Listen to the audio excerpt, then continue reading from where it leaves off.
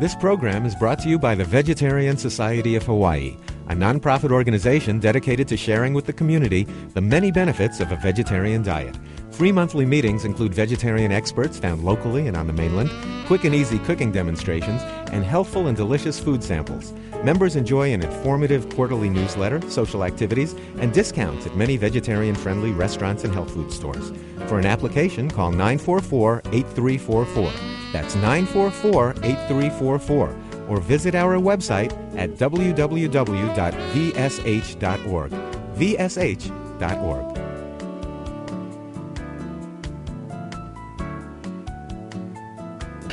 I guess you all know this is the meeting of the Vegetarian Society of Hawaii, and these meetings are free and open to the public. The Vegetarian Society is, I think, the largest one in the U.S. There's one other one that's kind of up there, but they don't have dues, and so it's nothing to join.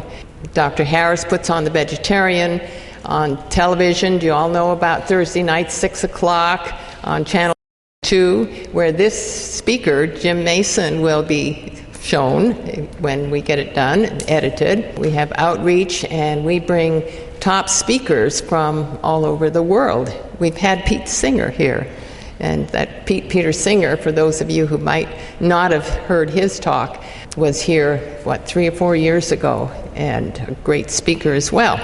The newsletter is another great benefit of the Vegetarian Society. It comes out quarterly, and in it you have articles. Ask Dr. Bill. Our illustrious Dr. Bill Harris will answer questions that are posed to him. There are book reviews, there are announcements of coming talks, lots of good information in there. And you can also save whatever the dues are by going to Down to Earth, where you show your membership card and you get a discount. Huckleberry Farms does the same for food, so it'll really pay itself. We always need volunteers. Even though we've got over 2,000 members, it seems like there are 3 people who do all the work. And we need to train the next generation and spread the joy. And it really is fun sometimes to watch the transition of people from being very sick to getting very healthy.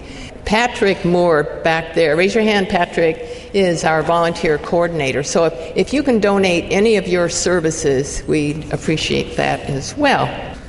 And this is the application for membership. And as I say, it pays for itself, and there are a whole bunch of them there. If you're not a member, please join. If you are a member, get some friends to join as well. Our speaker, Jim Mason, is an author and an attorney, a good guy. And he's going to discuss his latest book. He's co-authored a couple of books, along with, I mentioned earlier, with Peter Singer, and they talk about why the choices we make in food, why they matter, what's really important for us and the organic movement. And I guess you've got some surprises for us on when we think we're buying organic, maybe? We'll see about that. His writings have appeared in the Audubon, the New York Times, the New Scientist, Newsday, and lots of other publications. You have a treat in store for you tonight, and please welcome Jim Mason.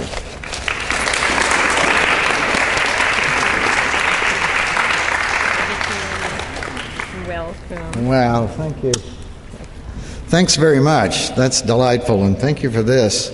Thank you for having me out here. It's a wonderful treat to be able to speak to you all in any sense, but when I left Virginia it was 20 degrees Fahrenheit, so I'm extra grateful for your hospitality to have me out here and to be able to speak to you.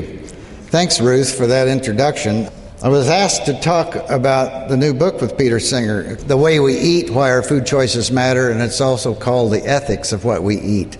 And I'm proud to say that our book has been accepted around the world. It's being published in a number of languages and quite a few countries.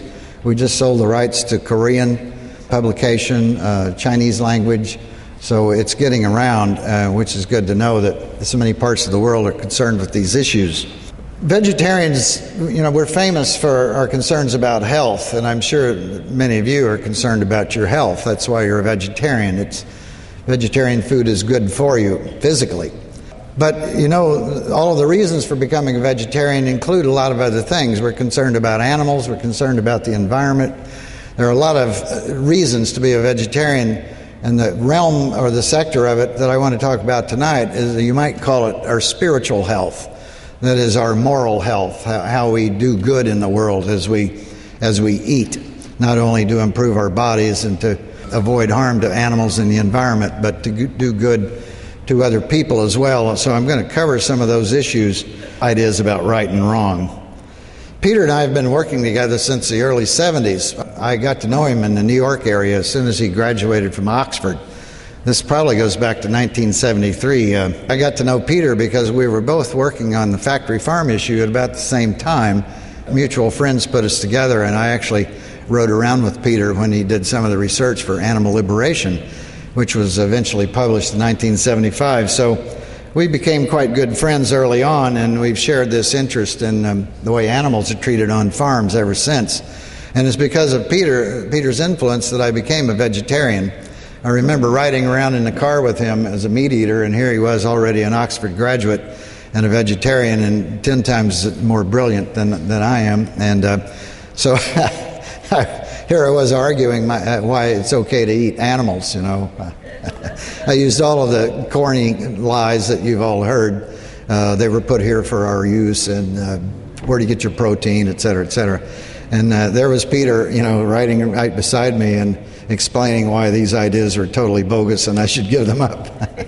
And unfortunately, I did give them up.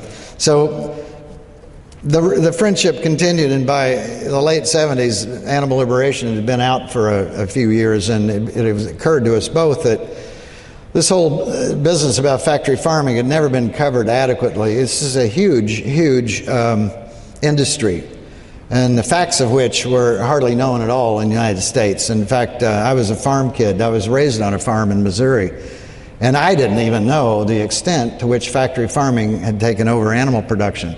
I thought that chickens still came from backyard flocks, like we had when I was a little kid, and that pigs still lived in the pasture with the cows and the sheep. I had no idea that there was such a thing as factory farming. The more I looked into it, the more shocked I was. So Peter and I collaborated and produced this book called Animal Factories, which came out in 1980. Became a bestseller, just as Animal Liberation did. So years go by, and the issue is getting out there, and people are learning about factory farming. And every year or two, we'd get calls from different people. Ingrid Newkirk at PETA and all of the animal people wanted us to redo this book, update this book. Let's have another version of it. And every time we did that, the publishers would say, no, don't do that again. That title is old. No one's going to buy an old book. So we got to scratching our heads. Well, how can we continue this work? How can we go farther? And Peter thought, well, we got to cover other issues. We can't just stick to the animal rights problem, of killing animals. That's a narrow issue.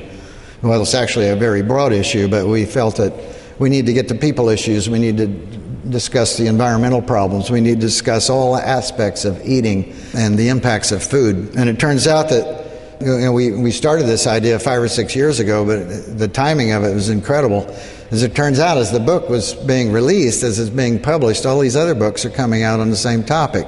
Barbara King-Solver, as you know, has come out with this book, Animal Vegetable Miracle, which is all about buying local food and organic and raising your own. And of course, Michael Pollan's book, The Omnivore's Dilemma, was a bestseller. And there's a lot of books coming out. Marion Nestle, the famous food writer, has got a book on making food choices. So, as luck would have it, Peter's and my book came out just riding this wave of a trend where people are really more and more curious now about where their food's coming from, and realizing that the kind of coffee you buy has an impact somewhere else in the world. So we decided to cover all these issues. Environmental issues, labor issues, social issues, you name it. We wanted to run the gamut of everything that we were hearing about where there was a concern about the food and how it was raised. And so we decided to take that up. And it was Peter's idea to look for some families and look at the way they ate and then follow the foods. And that's, most of these books could be really boring, if you just look at asparagus and went A to Z and how do they grow asparagus and, ended up with zebra flesh or something. It's dull. So we wanted a gimmick, pardon the expression, to spice up the book and get real people with real names and real addresses and children and dogs and things involved in the book. And so we looked at about 20 families. We asked friends to tell us about neighbors, and we asked neighbors to tell us about friends. We asked relatives to tell us about neighbors. We were looking up people that we didn't know immediately, but who were known to us through others. And we fielded about 20 families and worked with them trying to figure out what they ate and where it came from. And it got so complicated, Peter and I decided just to, let's boil it down to just 3 families: a vegan family, a meat-eating family, a typical carnivore family, this SAD, they call it, the SAD, Standard American Diet. And then we wanted somebody in between, somebody who was neither good nor bad, and that was the Conscientious Omnivore family that buys organic. And they do eat vegetarian, and they try to be very careful about where they buy their foods. So we boiled it down to these 3 families, then began the task of following them around. I had to have dinner with all these families. When I ate with the omnivores, I didn't eat the chicken, I will tell you that. I ate everything else. But we went to dinner with all of them, and we went shopping with all of them. And that's where the fun began. We came up with a huge database of all the foods and all the companies that produce all the foods, and I had to crunch all of that into something that we could explore and go there. The idea was, let's go to every farm behind every food. Like if the family ate green beans, we wanted to find the farm that grew the green beans. And in the case of the meat animal products, the eggs and milk and stuff, the idea was to let's go to all these farms, whether they're factory farms or otherwise. So that was fun. But to do that, you have to contact the companies that produce the food. So here I am working the email and the telephone and writing letters to the likes of Kentucky Fried Chicken and Wendy's and McDonald's. And the most fun of all was Oscar Mayer Wiener. I had this brilliant fantasy that I could just call up Oscar Mayer's offices. I think they're where in the heck are they? Chicago or someplace? And ask to speak to Oscar. Well, of course, there is no Oscar, right? I mean, he's long gone, and it's been bought out by Sara Lee, and they've been bought out by, God, I don't know, Microsoft for all I know. So, I get their headquarters, and I say, I'm writing a book with philosopher Peter Singer, and we're following the food choices of 3 families, and one of our families eats your bacon. I wonder if you find someone to go with us and track your bacon back to the farms where the pigs live that become bacon. And the voice on the other end, I wish you could have been there. I wish I had taped this conversation. Well, they were shocked and appalled. I mean, there's a dead silence on the phone. I guess this person was a trained PR specialist and not an industry vice president or anything, and she was kind of amused after she got over the initial shock, and she told me, she said, my God, no one's ever asked us that before. Imagine that. No one ever cared enough to know where Oscar Mayer bacon comes from. And this says a lot, really, in our society. People don't care. People who eat bacon don't care, and they don't know, and they don't want to know anything about those pigs. But I insisted that we had to do this. That was part of the scheme of the book. We had to find the pig farms and go there. Well, weeks went by, and I get no response out of Oscar Mayer, and we keep pressing them. We did not leave them to their own position on this. We kept pushing, and finally word came down, the company policy. I guess they had to have a lot of meetings with the higher ups. I can imagine the meetings that were held, what to tell us, what to say, what to do, and the word came down. And this beautiful corporate language, I wish I could quote it. They said words to the effect that this is a proprietary concern and that this is proprietary information. So that, from now on, when someone asks you a question like, who's your girlfriend or whatever, you don't want to answer anything about your sex life, just tell them this is proprietary. And it seems to be a blanket excuse to not tell you anything. Well, we found this excuse across the board when dealing with corporate America, the food-producing America. Everything is proprietary. And so we thought it'd be fun to really push some of these industry spokesmen. One guy, Steve Copperwood, is a foremost authority in the meat industry, and he's kind of a celebrity in the meat industry circuit, but he's a popular speaker at all their meetings. We urged him, email and phone calls. 10 times we requested an interview with this guy to talk about industrial methods, and to give us his side of the story. And he would after 4 or 5 phone calls, he wouldn't even respond. He wouldn't even give me any excuses anymore. So you just can't pin these people down. They don't want to talk. They don't want to tell you. And we found this across the board. So we used other methods to trace the foods of these families. The first family that we looked at, the family in Arkansas, had the SAD diet, the Kentucky Fried Chicken, or in this case it was Tyson chicken, turkey, factory farm turkey. I think it was the Oscar Mayer bacon. They drank what they thought was a local milk called Coleman's Dairy. It had an Arkansas address. And they ate beef. And they assumed that was local food. So then we traced these foods. And here's what we found. Well, I guess I don't have to tell a room full of vegetarians about factory farming. But for the purposes of the audience, of people who might not be vegetarians yet, let me tell you what we found when we tried to find where the Tyson chickens and the so-called local eggs and milk came from. In the case of Tyson, they were bought at Walmart, and when we went to Walmart to ask them about where they got their chickens, guess what they told us? Proprietary. We have to go to headquarters in Fayetteville to get permission. It could take years. So we gave that up, and we found out, ourselves where the chickens came from, and went there to try to get in. Well, a Tyson chicken, as you know, is a factory farm chicken. These chickens are raised to market weight of nearly 4 pounds, and they grow to that weight like in 6 weeks, which is about a third of the time it took a normal chicken years ago.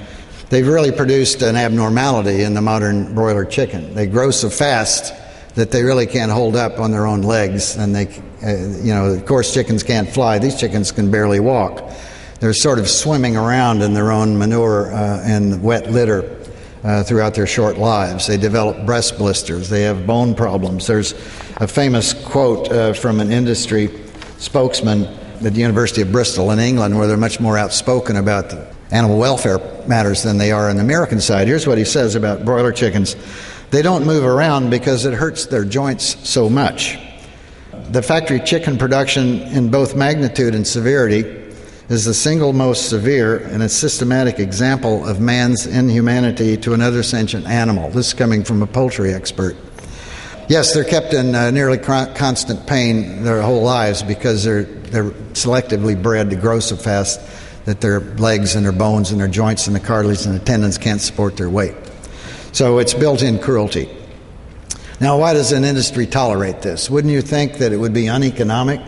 As the industry is always fond of arguing, well, we can't mistreat animals because it wouldn't be profitable. They'd die, and then we'd lose money.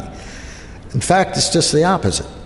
By their own language, by their own studies, they have proven it's more profitable to cause suffering through crowding and through this genetics than it is, to have a healthy chicken.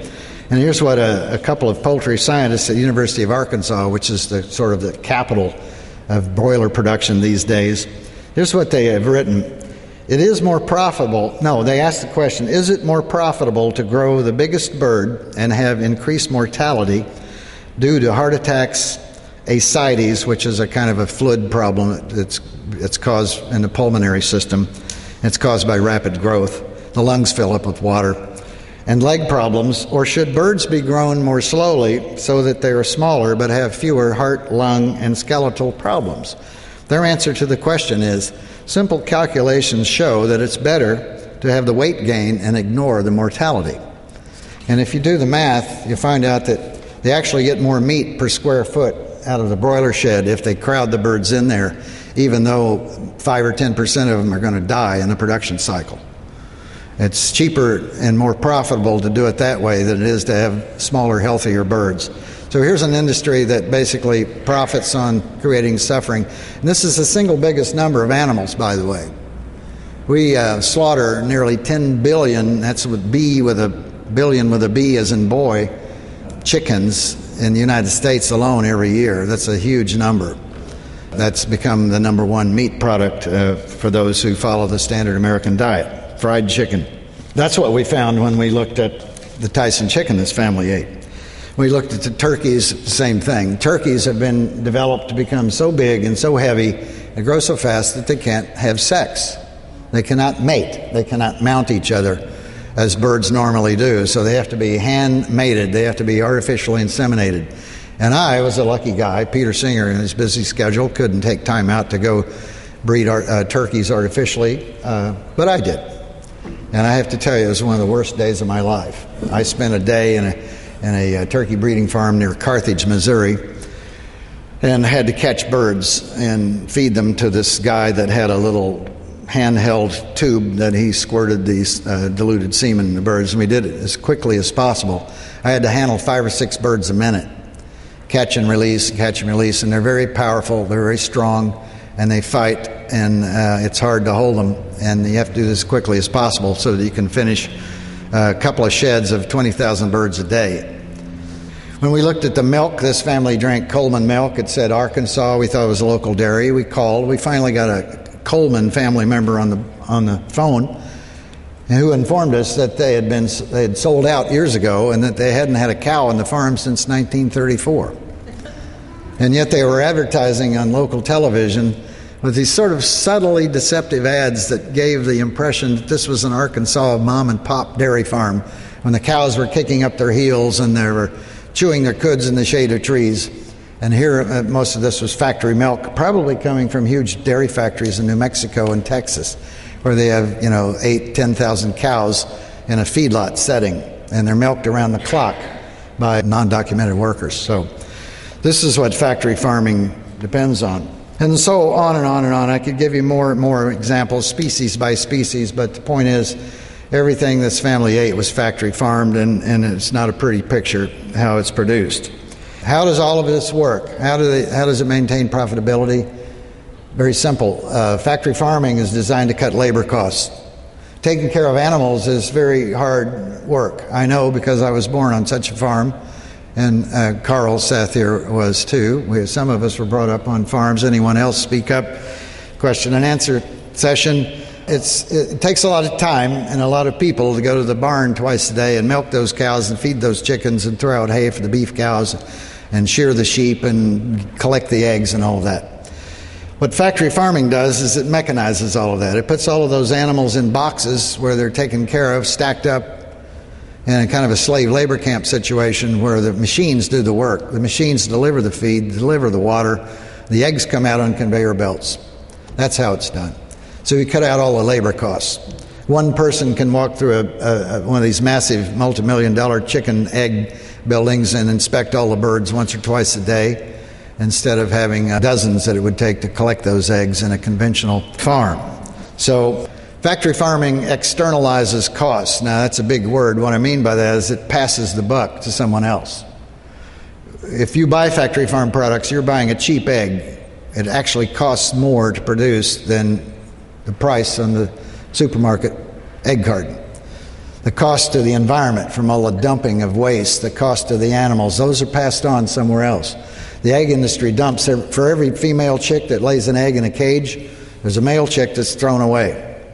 And they're thrown away quite cruelly. Some of them are thrown into wood chippers. Some of them are buried alive as soon as they come out of the shell. It's not pretty how the egg industry destroys half of the chickens it produces every year to produce eggs in factory farms. So that's another cost that's passed along. The biggest costs that are passed along, I would say, are the labor costs and the environmental costs, because these are very dirty places. And they require a lot of bug prevention, a lot of pesticides, things like that. So if you buy cheap eggs in the supermarket, you're not paying the full cost of production. The government does not inspect poultry as it's required to do for other animals. So you realize that the humane slaughter law does not even apply to poultry? They don't have to follow the rules when it comes to killing those 10 billion chickens every year. That only applies to the mammals. Of course, there aren't any rules at all. Government rules or state rules for animal welfare on the farms. You would think that there would be laws that would require farmers to be careful with their animals. Well, there aren't any. There used to be. They were passed at the turn of the century, before 1900, the anti-cruelty laws. Every state has them. And they were passed originally to protect livestock. They were passed to keep horses from being overburdened. They were passed to keep cows from being beaten as they were being driven along the roads on the way to market. And they were passed to protect farm animals. Well, as factory farming took over, sometime in the 70s and 80s, after Peters and my books came out, the farming industry passed laws in some 30 states now that basically have annulled those protections under the animal welfare laws of the states to exempt farm animals and farm animal practices. So whatever laws were there initially to protect farm animals are gone now. They don't have them anymore. So that's the state of farm animals. Let's look at the second family, the Conscientious Carnivores. Their diet was mixed. They bought organic, they bought humane, pasture-raised, free-range eggs, all of those things. You might call it yuppie food. I think that's maybe what some people would call it. Well, the husband was a kind of a vegetarian, although he did eat marine life on occasion, seafood, but mostly he maintained a vegetarian diet. And they bought local as much as they could. They bought local tomatoes from a farm that had been in the family for 17 generations, a local family farm. They bought free-range eggs from a place called Jerry's up in New Hampshire that was organic and free-range. They bought milk from Trader Joe's. It said local, from local dairy farms on the carton, organic local dairy farms. They bought triple certified coffee. They bought Norwegian salmon, and so on. So we traced their foods. And we found a lot of interesting things there. It was really interesting. I think this was the most interesting family for me to visit because the table talk, the discussion. We had a husband who was a kind of a vegetarian and a kind of a purist, very politically correct in his food choices, and his wife was more tolerant, and she and the children were carnivores, conscientious carnivores, and she wasn't as concerned about the environment and the animal problems as her husband. And so we had quite an argument at the table. And the daughters were really deliberating over whether to go vegetarian or not. So it was a very lively discussion, and everything you've ever heard, every food fight that you've ever overheard between vegetarians and meat eaters was heard at that table that day. I wish I could have transcribed all of it verbatim for the book, but the editors thought it was too verbose. But we got into all of the trade-offs that go into making these food choices, like, do you choose a food that's best for the environment or best for the workers that are producing it? I mean, you got a lot of things to consider. You got to trade off price and convenience sometimes. If the wife, in this case, had a job and didn't have all that much time, sometimes she had to cut some corners, and she might not have had time to make ratatouille every night for dinner. So it was great discussion. But we did go look at some of the farms, and we found out that the local tomatoes, this is one of those, I know a lot of people here are into local foods, and there's a lot of talk about local is better, but we found out a couple of cases it's not necessarily so. In this case, the local tomatoes were consuming more energy, more fossil fuels, because the guy was raising them early in a greenhouse, getting them started in a greenhouse, and he burned diesel oil to heat the greenhouse. And we did some real strict calculations. We got real numbers from this guy on how much heat long he heated the house, how much oil it took, et cetera, and how many tomatoes he produced. And we compared that production to an equal weight tonnage of tomatoes from Florida, where they're grown outdoors year-round and require no greenhouse effect. We found out that, believe it or not, there fewer fossil fuels were consumed trucking those tomatoes up from Florida per ton than it was to grow them in Connecticut in a greenhouse, at least for a few weeks. But then the story takes another twist, and I'll say that for later, because we found out there's more to raising tomatoes in Florida than just saving fossil fuel by growing them in natural sunshine.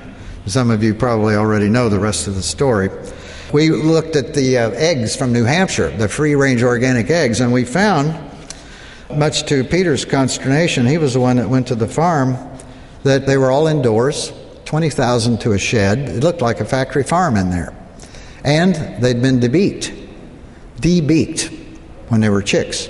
So we found some free-range organic egg farm, and he discussed these issues with the egg farmer, and the egg farmer told him, he was very open, he was a very nice guy, it was a family, and they said they simply couldn't stay in business if they didn't have that many birds in the shed, because the cost of organic feed is 3 or 4 times what they have to pay for regular feed, and economics forced them to have this level of density of their birds, and they also had to do debeaking, he said, if they wanted to maintain profitability. He said they tried it without debeaking the birds. And he was also concerned about letting them outdoors because of some concern that some poultry farmers have about the transmission of the flu virus, the avian flu virus. So we found out that there are trade-offs even when you try to produce animals humanely. We found out that in the course of this research there just aren't that many really commercial-sized, truly free-range egg farms. That is, where the chickens are running around outdoors, kicking up their heels in the sunshine. The few that we found were very small operations that supplied maybe 1 or 2 stores locally in Iowa, where they had maybe 500 birds. We found so few of them that we couldn't even consider them part of the industry. So whatever the free-range eggs that you see out there are probably coming from something that's kind of like a factory farm, unless you can go there and see it for yourself or buy them from a farmer that you know personally. As my friends sometimes do on the Eastern Shore, we go to the farm and see the chickens and see the conditions. Well, we looked at other things that the family ate. The Norwegian salmon. I don't know if any of you are the kind of vegetarians that have a piece of fish every now and then, but some people do and still consider themselves vegetarians. And this was harsh on the family because the husband, the purist, the one that was the most environmentally conscious, was the one eating this Norwegian fish. Well, guess what? It's factory farmed. That Norwegian salmon sounds so nice and so organic and so wild, my God, Norway, that's the home of the salmon, the Atlantic salmon. The Atlantic salmon is almost extinct, except in the factory farms off the shores of the Scandinavian countries and some of the Canadian provinces. Like all factory farms, they're really not a very pretty place for the animals or for the environment. There's all that dumping in the ocean, and it's considerable. The sizes, they have huge cages that are just floating offshore. The fish are kept in densities. They get diseases just like chickens do. They have to use antibiotics, and so it's not great. It's not great, but it's taking over. Factory farm seafood, shrimp, and the other products, aquaculture, is going to be the biggest share of the market before long. It's more cost effective than sending out boats to catch fish. So we found quite a few things when we looked at even the conscientious omnivore family. We found out that eating lower on the food chain, as a lot of people argue, ain't necessarily better for the environment or for the animals. Like in the case of the salmon is a case in point. We found out that another place where local isn't necessarily better is with some staples like rice. For example, we did some calculations. We found out if you're a Californian, the local rice may not be better ethically, that is for the environment and for the workers and everything else, than rice that's shipped from halfway around the world from India or Bangladesh. Because the California rice is very energy intensive and pesticide intensive, and they irrigate and they reshape the land, and they do a lot of really agribusiness things to produce that California rice, that local rice. The rice from Bangladesh is produced by small independent farmers. It's produced under practically organic methods, and it just doesn't cost that much in fossil fuel to ship it halfway around the world. So a more ethical food choice in California would be to buy the imported rice than to buy the California rice. And as we saw in the case of the tomatoes, at least as far as environment is concerned, the local tomatoes weren't as good as the tomatoes trucked in from Florida. We found that humane meat ain't necessarily so. There are problems with the production of those animals as well. We went to a quote-unquote humane pig farm in North Carolina. And again, lucky me, it fell to me to go to this farm and see these pigs. And I have to say, as a former farm boy, I was actually impressed with the conditions for the pigs. I don't have the calculations at my fingertips now, but the breeding sows on this farm had so much space. They had fields to themselves. I think I calculated that the average breeding sow on this humane farm had 1,000 times as much space as the factory farm sow did. A factory farm sow has a space only the size of her body. She cannot turn around in that crate, the gestation period, which is 3 months at a stretch. And then, as soon as she has her pigs, she's put in another crate for almost a month. And when she has her pigs, turned right around and goes back into the breeding farm, breeding barn, breeding building, gets impregnated and goes right back into the crate. So if a breeding sow on a factory pig farm lives 4 or 5 years, she's going to spend most of those years in a crate, not much bigger than her body. But on the humane farms that we visited in North Carolina, the sows had a whole field. They had hundreds and hundreds of, like thousands of square feet. So that was better. And the pigs got to run around and play in groups. The babies stayed with the family, the mother, and we saw them chasing each other over these green fields. It was very beautiful. But those pigs were castrated because the American consumer won't eat the flesh of a male pig that hasn't been castrated. It has a smell to it that they don't like. They can't sell it. So every male pig, even on a quote-unquote humane farm, is castrated without anesthetic. They don't have to dock their tails as they do on factory farms because the pigs have space and can run around and play, and they don't nibble at each other the way they do on factory farms. And the humane farm pigs still got loaded on a truck, still had to drive through the night, maybe 3 states away to a slaughter plant. They still had to be slaughtered in a conventional slaughter plant where the conditions aren't the greatest. So maybe their lives are better when they're being raised to produce bacon. Maybe the short months of their lives are better than they are in a factory pig farm, but they still have cruelties involved, and I wouldn't eat bacon from those pigs either. So we found out a lot of things that consumers may be comforted by but don't know too much about. The third family were vegans, and here's where we get a little more familiar, a little closer to home. We found hardly any problems with the vegan family. We didn't find any crimes against nature in their diet. They were making good food choices up and down the line. They were buying organic and local wherever possible. They were very conscious of everything where their food came from. They didn't buy from big chains. They did buy from a kind of a chain, Wild Oats, which is like Whole Foods. It's kind of an upscale chain. She had to get some things there. She would buy occasionally from a supermarket, but only if for a few staples.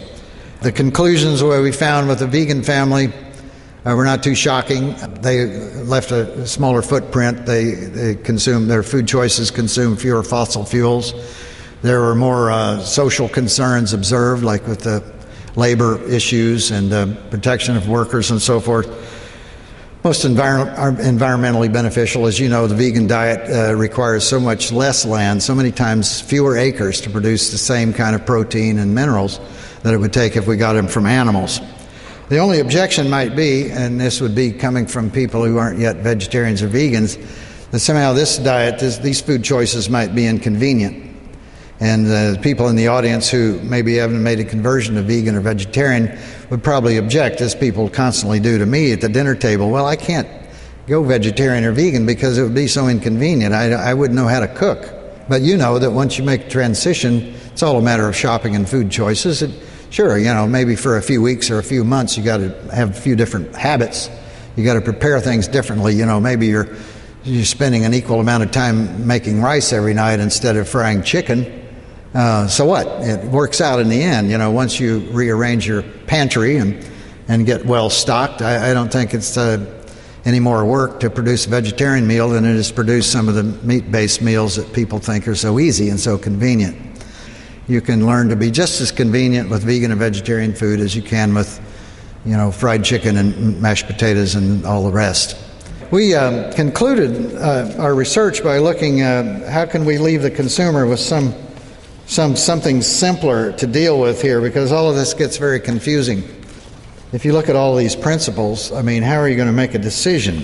Things seem to be in conflict here. And my God, how do you juggle all of these concerns? Well, just like any other concerns, you juggle them.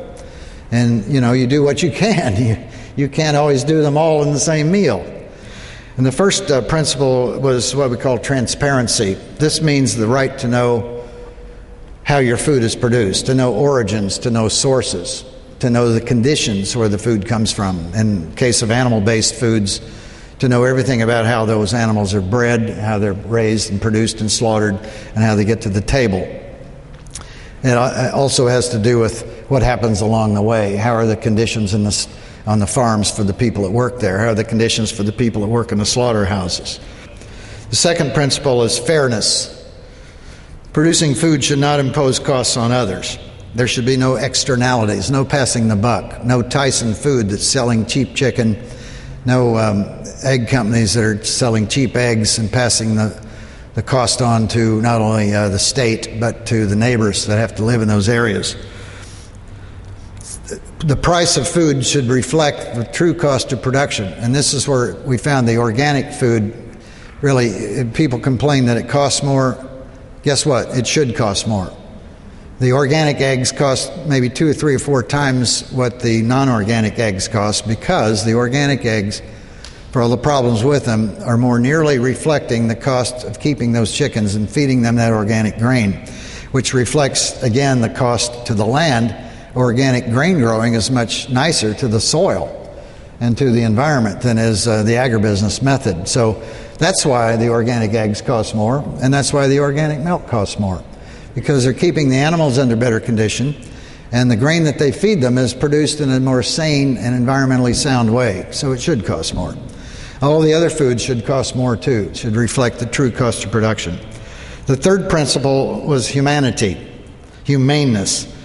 It is wrong to inflict significant suffering on animals without any good reason. And some would say there's never a good reason. So all farming and food from farms should be humanely produced. The fourth principle, social responsibility. The people who work in farms and farming should have decent wages and conditions. We should observe the rights of the people involved in food production, the labor issues. The fifth principle is needs. And we said that preserving life and health sometimes justifies more than other desires. In other words, a genuine need for food to survive and nourish oneself may sometimes outweigh other matters. So for the family that lives near the coast in an isolated island may have to eat seafood or marine life, whereas they can't have the pure vegan diet that we're having. So sometimes the human concerns of self-preservation may trump some of these other concerns. So those are our principles, and we're sticking to them, and we hope the word gets around. There are broader and deeper changes needed to make all of this easier for people. We can't just give them principles and not really go out in the world and change the conditions out there so that all of the food industry and all of the food production, all of the food delivery makes it easier for consumers. We found out right away that the biggest problem people have is making intelligent choices. They don't have enough information. You go to the supermarket and you look at that egg case or that milk case, you pick up that carton and you read all of that stuff. The most important information is in such fine print that you can't read it. And if you can read it, it doesn't tell you much. It doesn't tell you where those eggs come from. All of this stuff in big giant letters and colorful displays and everything, that's the advertising, that's the hype. That's designed to sell more product, but it doesn't give you much information. And we found that the stores that stock this stuff don't know much either. When you go to the dairy case in the supermarket and you ask this produce guy, where's this stuff come from? They look at you like, who cares? It comes from a crate on the truck. Well, what we do now as consumers is press that issue. And I think that, maybe I'm naive, a little too optimistic sometimes. I think that if more consumers did this, even in the Walmarts of the world, and the food chain supermarkets of the world, in the fast food joints, I got an idea that, corporate America, bad as they are, when they start hearing that questions like this are occurring not twice a week, not 3 times a week, but 10 or 15 times a week, some of these people are coming into our outlets and they're asking questions. Maybe we ought to address this issue. The supermarket chain, the managers of the stores go to meetings with the vice presidents and the regional supervisors once in a while. And I'm sure they talk about what's happening out there. And I think if consumers are starting to talk and ask questions, eventually, it's going to trickle up maybe the chain of command, and maybe they'll address our concerns.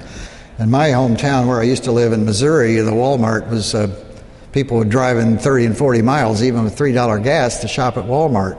I know it doesn't make sense, but that's what they're doing because they get bargains at Walmart. Walmart is stocking organic stuff now. And they're stocking alternative, some vegan products too, some alternative meats and cheeses and things like that, vegetarian products in these places too. So, it's a good trend and a bad trend. So what are some of the things we need to do? Offer more information to consumers. There should be more on the label. There should be more reliability to the information that's on the product itself. And there should be more standards in the terminology. Right now we have all these buzzwords. We have natural this and free range that and pasture this. And we found out in the case of the eggs, free range doesn't mean a hell of a lot, does it? Those birds have free range. What does that mean? That means they're not in cages. They're still in buildings. They have free range of a 10,000 square foot floor, but that's it. So maybe it should be a definition of pasture access, which means they get to go outdoors and run around on grass. And in the organic industry, they're addressing this concern now. Like there was a big controversy in the past few years about the dairy cows. They're supposed to have pasture access. And they found that some of the organic dairies were actually becoming factory farms where they had cows that really were confined and they couldn't get out on pasture. So the organic business went through a big upheaval, and there was a lot of fighting and fussing. I guess maybe some of you know about it. And the Horizon Dairy, which is one of the leading marketers of organic milk, was dragged kicking and screaming to the bar there and made them provide pasture access to the cows, and the standards were changed. Now they have to be outdoors so many days a year throughout their cycle.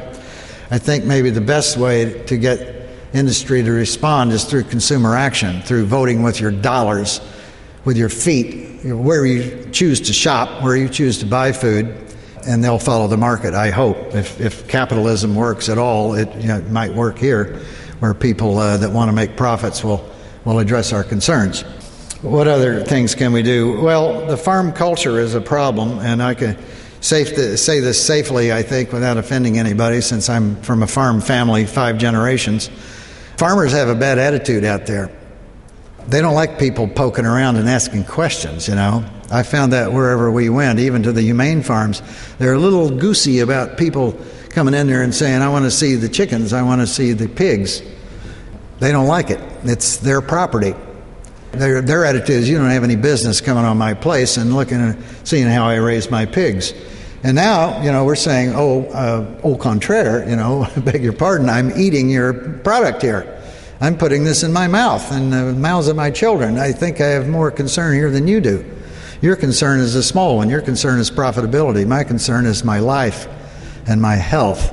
And if we get this across to the community, I think what's going to take is an upheaval in the farm culture. And we're getting a new breed of farmers that are coming into this, and some of you may know farmers here locally have a little better attitude, a little more consumer-friendly attitude. They don't mind people coming to their farm on the weekend and seeing what's going on. And the community-supported agriculture, the CSA farms are like this. They invite the participation of the consumer. You should go there and pick this stuff and see, the work involved and do some weeding once in a while and find out what it's like to be a farmer. So we may get some changes in farm culture. But right now they're a problem because they're very secretive and very obstinate and defensive about how they're doing things. And they don't seem to care that, hey, this is livelihood to you, but it's it's food. It feeds our bodies. It's important to us to know these things. I thought about that in the context of factory farming. Like, how could we send a strong message out there to the factory farm community? They seem to be resistant to change. How can we soften them up a little bit? Can't do it through Congress because they control Congress. We had a lot of boycotts, food boycotts in this country. I remember the grape boycotts of the 70s. We boycotted grapes because Cesar Chavez was raising all these issues about the treatment of the pickers of the grapes. And then the lettuce boycotts. Remember those? Well, why couldn't, the carnivores of the world have a beef boycott or a chicken boycott? I don't know. Maybe it's not as easy for them to give up fried chicken as it was to give up lettuce or grapes. And there was a kind of a minimal beef boycott back in the 80s, wasn't there? I think it was mostly concerned about prices. Beef prices went too high. So there was a kind of a mini boycott. But I don't think it's out of line to call for some kind of a boycott of factory farm products. And one of the biggest things we could do will require significant legislation at the federal level, and that's to end the subsidy program. I know you all realize that, probably the best book on this subject is our rival Michael Pollan's book, The Omnivore's Dilemma. It goes on about the colossal scale of the production of corn in this country. Practically all of our cropland is devoted to the raising of corn. And we don't feed people, we feed animals. We're feeding 80-90% of the crop of corn and soybeans goes to feed animals, and it's all subsidized. And the pig farmer, the factory pig farmer that I visited out there in Iowa, told me, and I have a great quote in the book, he said, if it weren't for corn subsidies, we wouldn't have this factory farm thing. He said the cost of corn should be twice what it is. They're keeping corn cheap, which keeps all the factory farm meat products cheap, artificially cheap. So there's, again, one of those externalities we talked about. The growing of corn and soybeans in this country doesn't even reflect the actual cost of producing those commodities, the actual fossil fuel costs.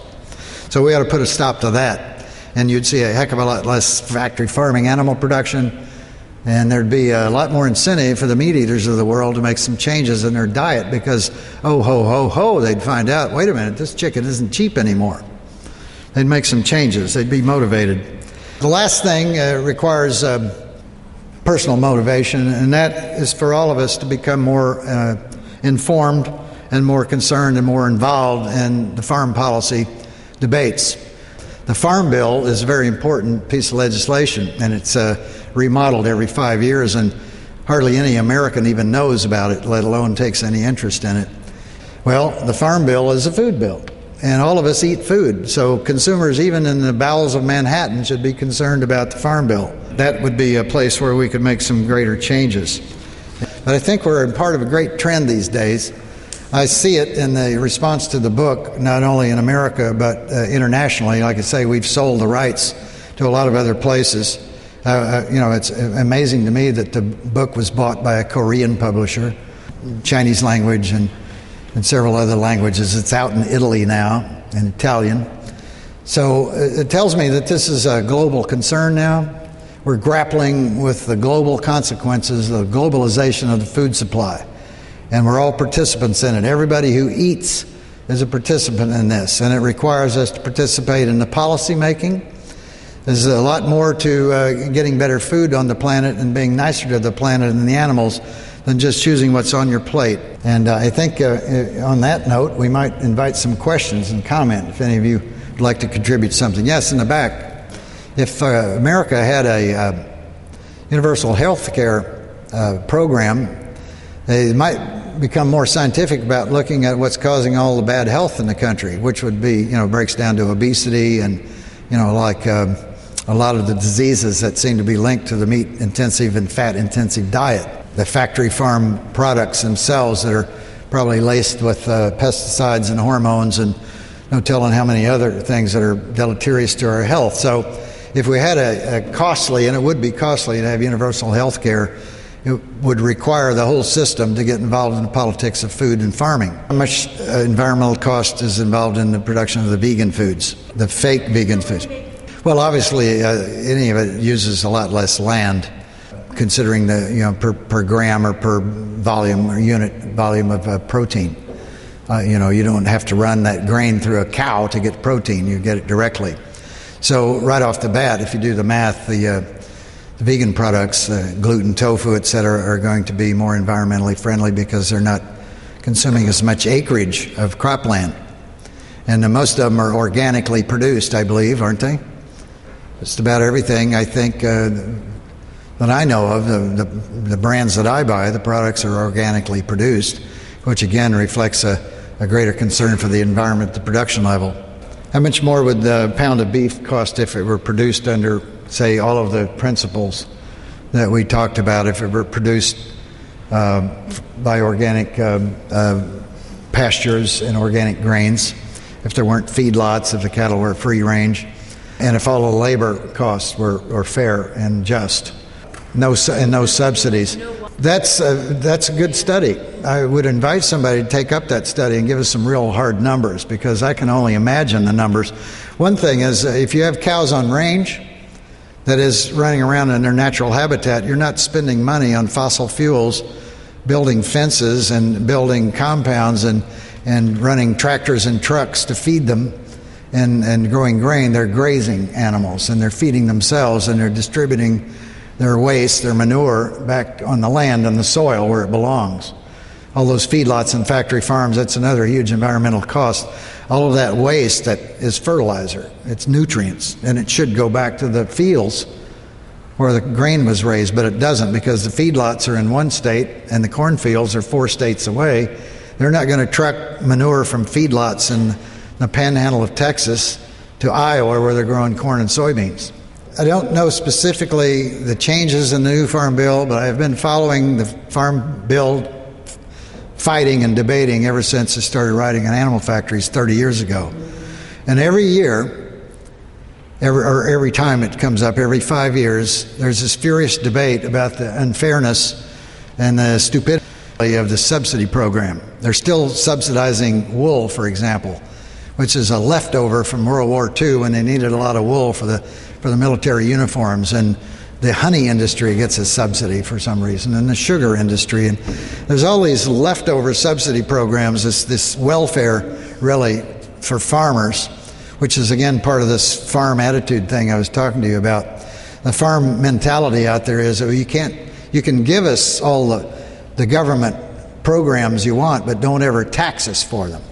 In other words, give us the welfare checks, but don't give them to anyone else. And that's the attitude of a lot of the farmers out there. They hate government programs, they hate government aid unless they're getting it, and they're getting the lion's share of it. So every 5 years when they fight about the Farm Bill, most of us want to change it and cut these subsidies, and they have furious fights over it. And guess what? Nothing changes. It's business as usual. They're back to the same scheme of passing out money to the corn growers. The contribution is that shouldn't the subsidies go to the smaller farmers, which brings up an interesting historical fact. The Farm Bill, the subsidy program, was originally intended to do just that. It was to encourage more small-scale production in a time of the Depression when a lot of farmers were going bankrupt and selling their farms.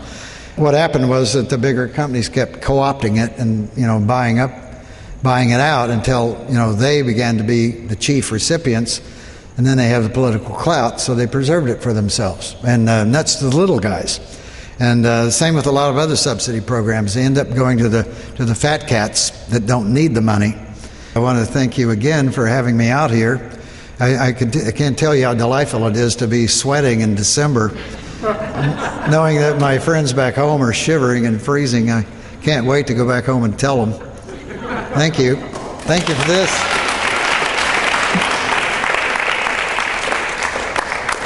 And thank you, Jim, for coming. We really enjoyed the presentation and got a lot out of it.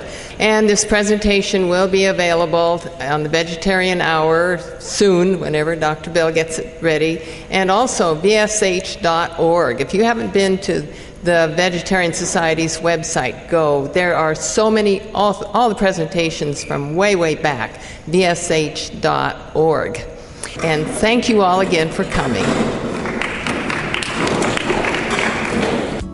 This program is brought to you by the Vegetarian Society of Hawaii, a nonprofit organization dedicated to sharing with the community the many benefits of a vegetarian diet.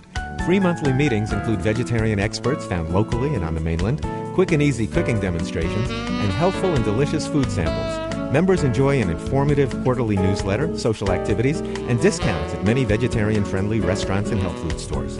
For an application, call 944-8344. That's 944-8344. Or visit our website at www.vsh.org. vsh.org.